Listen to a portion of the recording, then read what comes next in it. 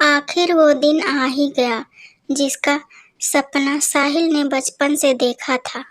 पूरे सभागार को फूलों से सजाया गया था। अवसर था आईएमए की पासिंग आउट परेड का। आर्मी चीफ पहुंच चुके थे। आज 420 कैडेट भारतीय सेना का हिस्सा बनने वाले थे। उनमें से एक साहिल भी था, सौम्य और मधुर व्यक्तित्व का धनी।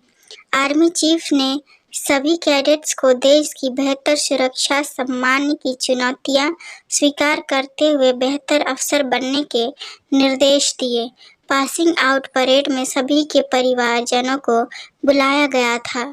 सभी कैडेट्स को परेड के बाद पिपिंग सेरेमनी में उनके परिजन लेफ्टिनेंट रैंक का तमगा लगा रहे थे। साहिल के पिता ने भी अपने बेटे के कंधे पर तमगा लगाया। तभी पता चला कि साहिल स्वॉर्ड ऑफ ऑनर का अवार्ड भी मिला है। तभी एक पत्रकार कहता है, सर आप हम सभी के लिए मिसाल हैं। आप एक छोटे से गांव से निकलकर इतनी कम उम्र में एक सैनिक से लेफ्टिनेंट बनने तक के इस मुकाम तक पहुंचेंगे। कोई सोच भी नहीं सकता आप अपनी सफलता का श्रेय किसे देंगे। साहिल बोलता है, मेरी सफलता मेरे माता पिता के आशीर्वाद, सभी गुरुजनों के शिक्षा की बदौलत है। पर आज मैं यहाँ तक पहुँच पाया हूँ तो अपनी रीमा की बदौलत। मैं अपना ये अवार्ड अपनी अर्धांगिनी मेरी खूबसूरत पत्नी रीमा को समर्पित करता हूँ। रीमा, अगर तुम मेरा साथ ना देती तो मैं कभी भी अपने इस सपने को पूरा नहीं कर पाता। तुमने मेरे लिए अपने करियर तक को छोड़ दिया और मेरी परिवार की और बच्चों की जिम्मेदारियों को बखूबी संभाला। अगर तुम ना होती तो पता नहीं मैं कहाँ होता। खुद की ज़रूरतों को मारकर तुमने मेरे माँ पापा और बच्चों की ज़रूरतों को सर्वोपरि माना। मैं तो सैनिक बनकर ही खुश था और अपने परिवार को पाल रहा था।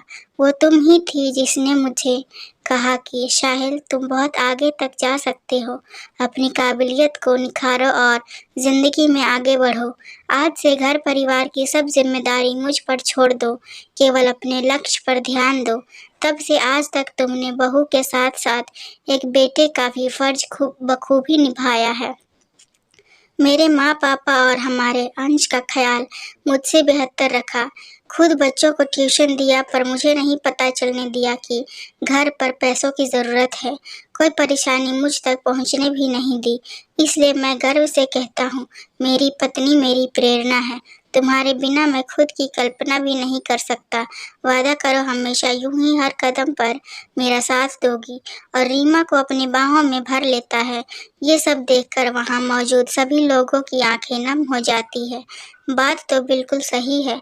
वो एक पत्नी ही होती है जो हर कदम पर हर सुख दुख में अपने पति का साथ देती है और अपने प्यार और अपनत्व से परिवार को सींचती है। बिना कोई शिकायत करे अपने सभी जिम्मेदारियों को बखूबी निभाती है। अपने लिए कुछ नहीं चाहती पर पति और परिवार वालों की हर छोटी बड़ी बात का ध्यान रखती है। इतनी सी थी ये छोटी सी कहानी। अगर आपको पसंद आए तो लाइक कमेंट और शेयर करें। चैनल पर नए हैं तो चैनल को सब्सक्राइब करें। कहानी सुनने के लिए बहुत बहुत धन्यवाद।